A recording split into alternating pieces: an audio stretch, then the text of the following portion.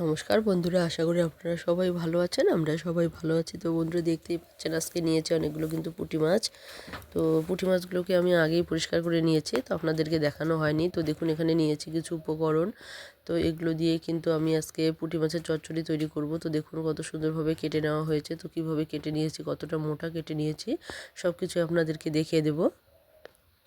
তো বন্ধুরা দেখুন, এখানে যে পুঁটি মাছগুলো আছে আমি কিন্তু পরিষ্কার করে মানে ছুলে নিয়েছি। আর দেখুন, এখানে কিন্তু এখন লবণ হলুদটা আমি মাখিয়ে নেব। তো দেখতে পাচ্ছেন এখানে অনেকগুলোই পুঁটি মাছ কিন্তু আছে। তো এখানে স্বাদ মতো দিয়ে দিলাম হালকা লবণ আর হালকা একটু হলুদ। তো প্রথমে পুঁটি মাছগুলোকে আমি ভেজে নেব।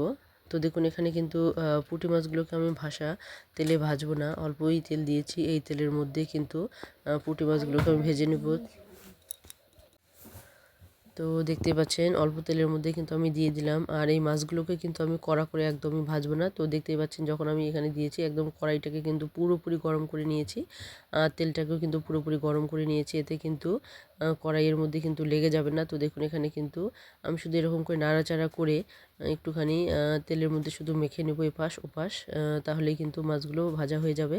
মানে একদম মাছগুলোকে কড়া করে ভাজবো না, শুধু এপাশ ওপাশ একটু উল্টে দিয়ে গাটাকে একটুখানি শক্ত করে নেওয়া। তো অনেকেই হয়তো কাঁচা পুঁটি মাছের চচ্চড়িও করে থাকবেন, কিন্তু আমার কাছে এই কাঁচার চেয়ে কিন্তু এই রকম যদি একটুখানি যদি মানে সাঁতলে নেওয়া যায় তেলের মধ্যে, তাহলে কিন্তু এর মানে কাঁচা ঘ্রাণটাও থাকে না, কিন্তু এর কাঁচার স্বাদটাও কিন্তু থাকে।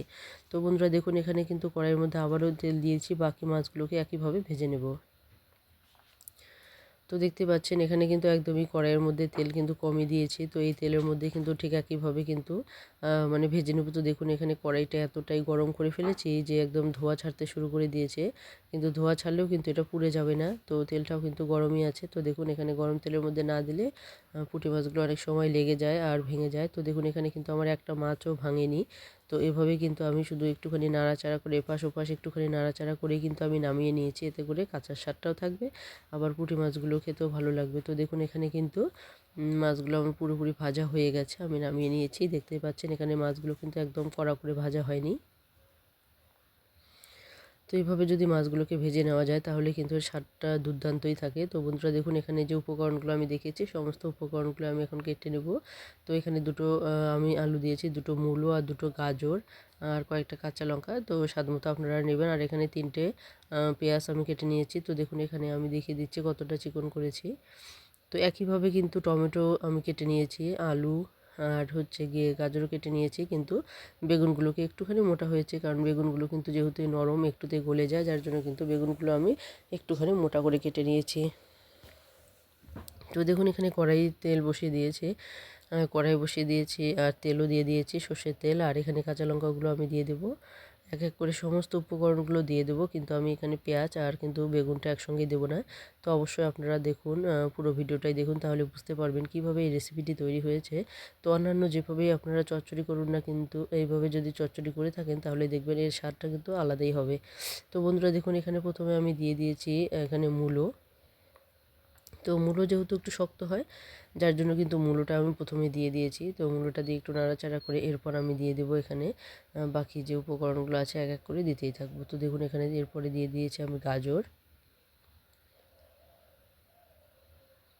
তো দেখতেই পাচ্ছেন এরকম করে এক এক করে আমি দেবো আর একটুখানি উল্টে পাল্টে নেবো। এতে করে তেল কিন্তু খুব সুন্দরভাবে লেগে যাবে আর ভাজাটাও কিন্তু খুব সুন্দর হবে। তো বন্ধুরা দেখুন, এখানে কিন্তু এখানে এরপর আমি দিয়ে দিয়েছি আলু। তো দেখতেই পাচ্ছেন এখানে কিন্তু সমস্ত উপকরণগুলোকে আমি ভেজে নেব। তো এখানে কিন্তু এখন আমি কোনো রকমের লবণ ব্যবহার করছি না, লবণ বা হলুদ কোনো কিছুই কিন্তু দেবো না এখানে। আমি প্রথমে আলু, গাজর আর মূলো যে আছে সেগুলোকে ভালো করে ভেজে নেব। তো বন্ধুরা দেখুন, এখানে ওইদিকে ভাজা হতে হতে কিন্তু আমি মশলাটা এদিকে রেডি করে নেব।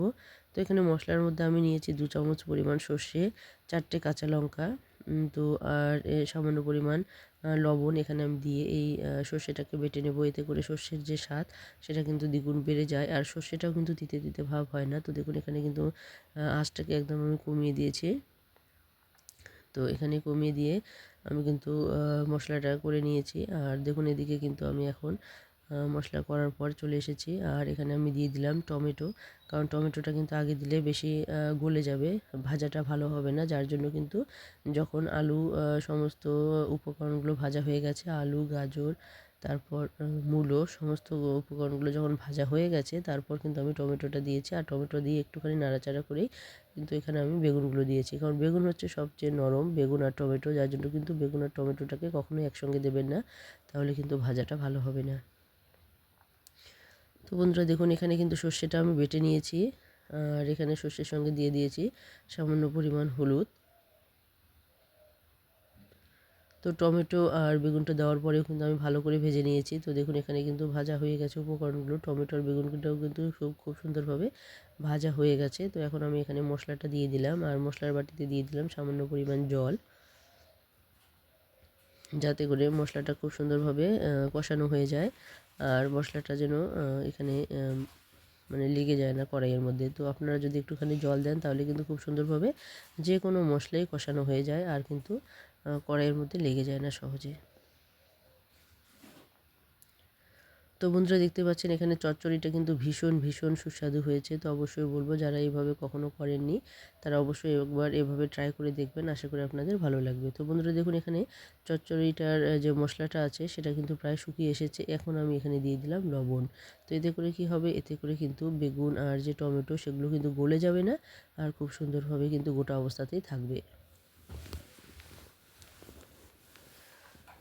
তো দেখুন এখানে কিন্তু লবণ দেওয়ার পরেও একটুখানি নাড়াচাড়া করে নিয়েছি, কারণ লবণ কিন্তু কাঁচা লবণ যদি এমনিতে পরে দেওয়া যায় ঝোলের মধ্যে তাহলে কিন্তু তার স্বাদ একটু আলাদাই হয়, কারণ ভাজা লবণের কিন্তু একটা আলাদা স্বাদ আছে। যদি আপনারা লবণটাকে একটুখানি ভেজে নেন তাহলে কিন্তু তার স্বাদটা দুর্দান্তই হয়, আর যদি কাঁচা এমনিতেই দিয়ে দেন লবণটা ঝোলের মধ্যে তাহলে কিন্তু তার স্বাদ অতটা ভালো হয় না। তো অবশ্যই চেষ্টা করবেন যখন কষানো হয়ে আসবে ঠিক তার আগ মুহূর্তে একটুখানি আগ মুহূর্তেই লবণটা দিয়ে একটুখানি ভেজে নেবেন, যাতে করে লবণটা ভাজা হয়ে যায়। তো বন্ধুরা দেখুন এখানে কিন্তু লবণটা ভাজা হয়ে গেছে। এরপর আমি দিয়ে দিলাম স্বাদ মতো জল, পরিমাণ মতো জল, যতটা আমি জল আর কি সেদ্ধ হতে বাকি থাকবে সেই আন্দাজ মতোই জল দিয়ে দিবেন। তো এখানে আমি জল দিয়ে দিয়েছি 1 বাটি পরিমাণ, কারণ এখানে কিন্তু সমস্ত উপকরণগুলো ভাজার মধ্যেই প্রায় সেদ্ধ হয়ে এসেছে। তো বন্ধুরা দেখুন এখানে কিন্তু পেঁয়াজটা এখনও আমি দেইনি, তো আলাদা মাছ ভাজার যে কড়াইটা ছিল সেই কড়াইয়ের মধ্যে কিন্তু আমি পেঁয়াজটাকে ভেজে নেব। তো দেখতে পাচ্ছেন এদিকে কিন্তু জলটা ফুটতে ফুটতেই এদিকে কিন্তু আমি পেঁয়াজটা ভেজে নেব, আর পেঁয়াজটা কিন্তু একদম কড়া করে ভাজবো না। অনেকে আছেন যারা পেঁয়াজটা মেখে করেন, সেটার কিন্তু একরকম স্বাদ হয়। আর আপনারা যদি এভাবে পেঁয়াজটাকে একটুখানি ভেজে দেন তাহলে দেখবেন এই পেঁয়াজ ভাজার যে ঘ্রাণটা সেটা কিন্তু অসাধারণ। আমার তো ভীষণই ভালো লাগে। তো আপনাদের কার কার পেঁয়াজ ভাজার ঘ্রাণ ভালো লাগে অবশ্যই কমেন্টে জানাতে ভুলবেন না। তো এখানে পেঁয়াজটার স্বাদটাকে দ্বিগুণ বাড়ানোর জন্য আমি দিয়ে দিলাম হালকা পরিমাণে একটু লবণ, আর একটু হালকা দিয়ে দিলাম হলুদ। এতে করে পেঁয়াজটা ভাজাটা খুব সুন্দর হবে, আর এর ঘ্রাণটাও কিন্তু খুব সুন্দর হবে। তো দেখতে পাচ্ছেন এখানে কিন্তু পেঁয়াজের যে কাঁচা ভাবটা সেটা কিন্তু চলে গেছে, আর এদিকে দেখুন ঝোলটাও কিন্তু টকবক করে ফুটতে শুরু করে দিয়েছে। আর এখন আমি এখানে দিয়ে দিলাম মাছ। তো জালটা যখন এরকম টকবক করে ফুটে উঠবে ঝোলের জলটা, তখন কিন্তু দিয়ে দিতে হবে মাছ। তার আগে যদি আপনারা দিয়ে দেন তাহলে কিন্তু মাছটা বেশি নরম হয়ে যাবে আর ভেঙে যেতে পারে। তো অবশ্যই চেষ্টা করবেন ঝোলটাকে পুরোপুরি জাল করে নিয়ে তারপর মাছটাকে দিয়ে দিতে। আর এদিকে দেখুন, এদিকে কিন্তু পেঁয়াজটাও আমার ভাজা হয়ে গেছে। দেখতেই পাচ্ছেন পেঁয়াজটা কিন্তু ভাজা হয়ে গেছে, বেশি তেলে কিন্তু ভাজার দরকার নেই, এখানে হালকা তেলের মধ্যে ভাজলেই কিন্তু হয়ে যাবে। আর এখানে চচ্চড়ির দেখুন এখনও কিন্তু জল অনেকটাই আছে, তো এর মধ্যে কিন্তু দিয়ে দিতে হবে, যাতে করে খুব সুন্দরভাবে কিন্তু পেঁয়াজটা ছড়িয়ে পড়বে। তো পেঁয়াজ দেওয়ার পর অবশ্যই ধীরে ধীরে একটু নাড়াচাড়া করবেন, কারণ মাছটা কিন্তু একটুখানি জাল হয়ে গেছে, না হলে মাছটা কিন্তু ভেঙে যাবে। তো পেঁয়াজটাকে ছড়িয়ে দিতে হবে, তাহলে সমস্ত চচ্চড়ির মধ্যেই পেঁয়াজটা মিশে যাবে। আর পেঁয়াজটা দেওয়ার পর কিন্তু আমি বেশি করে জাল করব না, কারণ পেঁয়াজের যে ঘ্রাণ সেটা কিন্তু তাহলে নষ্ট হয়ে যাবে, পেঁয়াজ ভাজার যে ঘ্রাণটা সেটা কিন্তু থাকবে না। তো অবশ্যই চেষ্টা করবেন পেঁয়াজটা দেওয়ার পর একটুখানি নাড়াচাড়া করেই নামিয়ে নিতে। তো আমার কিন্তু এখানে রেডি হয়ে গেছে পুঁটি মাছের চচ্চড়ি। তো দেখুন এখানে কিন্তু আমি এখন নামিয়ে নিয়েছি। তো দেখুন কতটা লোভনীয় হয়েছে দেখতে। তো এটা কিন্তু শুধু দেখতেই সুন্দর হয়েছে তাই নয়, এটা কিন্তু খেতেও দুর্দান্ত হয়েছে। তো অবশ্যই বলবো, যে সমস্ত বন্ধুরা এখনও এইভাবে কখনো বানাননি পুঁটি মাছের চচ্চড়ি, তারা অবশ্যই একবার ট্রাই করে দেখবেন, আপনাদের অবশ্যই অবশ্যই খেতে ভালো লাগবে। তো তো যে সমস্ত বন্ধুরা আজকে প্রথম দেখছেন তারা অবশ্যই সাবস্ক্রাইব করতে ভুলবেন না। আর পুরনো এবং নতুন বন্ধু সবাইকে অসংখ্য অসংখ্য ধন্যবাদ।